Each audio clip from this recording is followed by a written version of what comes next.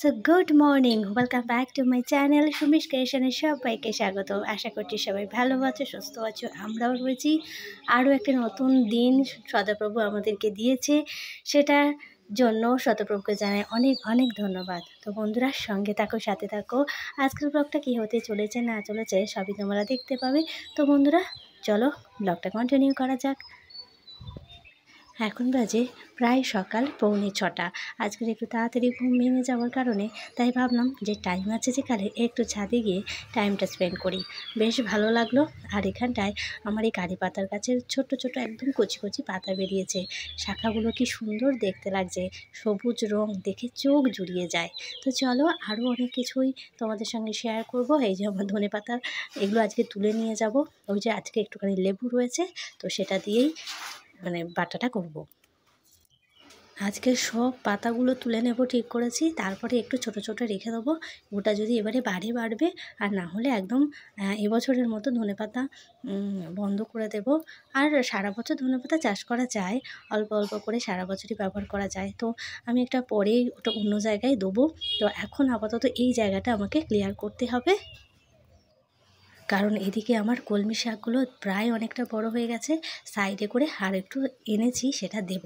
তো সেই কারণে এই জায়গাটা একটুখানি পরিষ্কার করতে হবে। আর এদিকে দেখতে দেখতে আকাশে সূর্য মামা এখনও ওঠেনি, কিন্তু সূর্যের আলো পুরো আকাশটাকে সুন্দর করে দিয়েছে। যখন এসেছিলাম তখন একটু যেন মেঘটা একটুখানি ছিল আর একটু অন্ধকার ছিল। পাখিগুলো কি সুন্দর নিজের কাজের উদ্দেশ্যে বেরিয়ে যাচ্ছে। চলো, আমাদেরও স্কুল রয়েছে, তো এইখানে দাঁড়িয়ে থাকলে তো হবে না। একদম আকাশটা পরিষ্কার হয়ে গেছে, সুন্দর সকালে আমার ছোট্ট ছাদ বাগান। কেমন লাগলো অবশ্যই করে কমেন্ট করে জানিও। আর এই যে আমার হলুদ রানী ওয়েট করে বসে আছে সূর্যমামা ওঠার জন্য, তারপরে সুন্দরভাবে ফুটে যাবে। দেখতে বেশ ভালো লাগে। একটু নিজেকেও দেখে নিলাম, সকালবেলা একটু ঠান্ডা ঠান্ডা ছিল, তাই একদম মাথা টাথা মুড়িয়ে নিয়েছি। চলো এবার স্কুলের দিকে যাওয়া যাক। রেডি হয়ে গেছি ঝটপট করে। মামা আজকে একটু জ্ঞান করছিল ওঠার জন্য। তারপরে বললাম যে আমি সেই কোন 5:30টায় আমার ঘুম ভেঙে গেছে, 6:45 থেকে আমি ছাদে গিয়ে স্নান করলাম, আর তুই উঠতে দেরি করলি, সেই আমাদেরকে স্কুলে যাওয়ার মুখে তাড়াহুড়ো করতেই হয়। তো ওকে বলছি এদিকটায় তাকাতে, উফ, মানে দেখলেও মন প্রাণ জুড়িয়ে যায় সোনা মা আমার। তো চলো ওকে স্কুলে পৌঁছে দিই, তারপরে তো বাকি কাজ তো রয়েছে। বাকি কাজ বলতে হয়েছে আমার সকালে পড়ানো, একদিন বাদে হয়, তো আজকে পড়ানো রয়েছে। ওকে নামিয়ে দিয়ে তারপরে পড়ানোর উদ্দেশ্যে চলে যাব। তো সঙ্গে থাকো, সাথে থাকো। মামাকে স্কুলে ঢুকিয়ে দিয়েছি, দিয়ে 5 মিনিট একটু দাঁড়ালাম, একটু কোনো নোটিশ দেয় কিনা বা দিয়েছে কিনা সেটা জানার জন্য। আসি আর দিই আর চলে যাই, পড়ানোর তাড়া থাকে। গাড়িতে এলে কি ঠান্ডা লাগছে।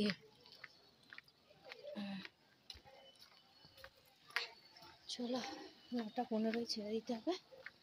মোটামুটি 7:45 এখন ঢুকে যাচ্ছি। আমার স্কুলটা 7টা থেকে হলে তখন 7:30 থেকে হয়ে যাবে, তখন 9টার মধ্যেই হয়ে যাবে। তাও কি আবার 9টা থেকে 10টার মধ্যে 1 ঘন্টা বসে থাকা, এই একটা সমস্যা।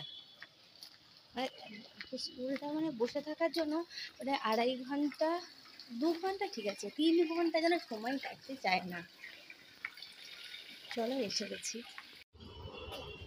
পড়িয়ে বেরিয়েছি তখন প্রায় 9:15, 1.5 ঘন্টায় পড়াই। তারপরে এসে এখনও 45 মিনিট দাঁড়িয়েছি। এই যে অর্ধেক ছিল, আগের দিনে অর্ধেক করেছিলাম, অর্ধেকটা ছিল, তো সেটা কেটে নিয়েছি। হ্যাঁ, তার জন্য মশলা শুধু টমেটো আর একটু আদা দেবো, আর দেবো একটু ভাজা মশলা করবো আজকে। তো সেই কারণে একটু গরম মশলাগুলো ভেজে নেবো, তারপর একটু জিরে গুঁড়ো ভাজবো, এতটা দেবো না, জিরে গুঁড়োটা একটু মশলাটা রেখে দেবো। তো এই একটু ভাজা মশলা দেবো।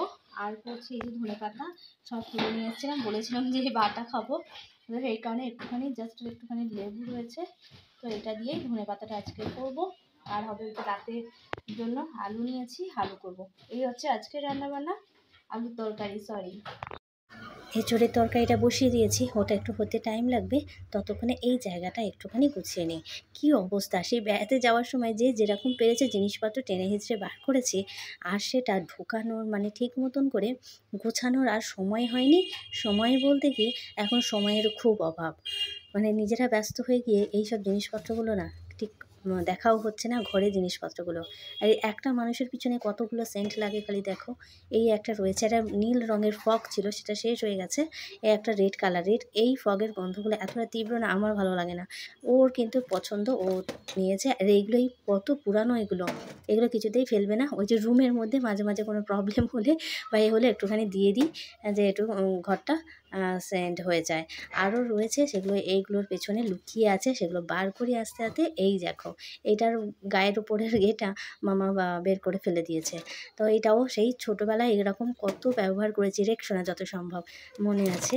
তো এই ধরনের এগুলো ছিল, বেশ ভালো লাগতো। আর ঘড়িটা দেখেছো কী অবহেলায় রেখে দিয়েছি। এই মানে ব্যবহার করবে তো এইভাবে রেখে দেবে, আবার দুদিন পরে যখন কেমন হয়ে যাবে তখন আবার একটা নতুন অর্ডার দেবে, মানে এইভাবেই ওর চলতেই থাকে। এই যে আরও একটা দেখেছো, এইটাই যে রেক্সোনা বললাম, এটা কত ছোটোবেলা থেকে এগুলো ব্যবহার করি, মানে কত পুরানো এই কোম্পানিগুলো এখনও রেখেছে বাবু, গুছিয়ে রেখেছে, এগুলো ব্যবহার করে না, পড়েই আছে। তো চলো সুন্দর করে, মোটামুটি সুন্দর করে, একদম বলবো না, গুছিয়ে দিয়েছি বাবুর এখানটায় জিনিসপত্রগুলো সবই রেখেছি এই কিছু সময়ের জন্য। আর মানে দুদিন পরে এটা ওটা টানতে গিয়ে আবার সেই ওলটপালট হয়ে পড়ে যাবে।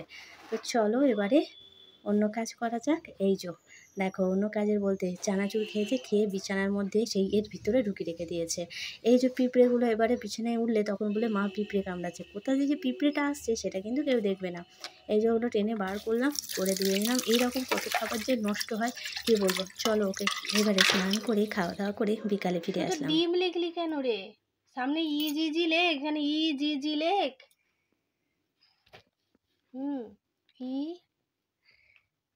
ছোট হাতে লিখলি কেন? বড় হাতের ই লেখ, বড় হাতের ই ঠিক করে লেখ। জি জি। তো বন্ধুরা, আজকের ব্লগটা আমার এই পর্যন্তই। কেমন লাগলো অবশ্যই কমেন্ট করে জানিও, ভালো লাগলে পাশে থেকো। তো বন্ধুরা টাটা, ভালো থেকো, সুস্থ থেকো।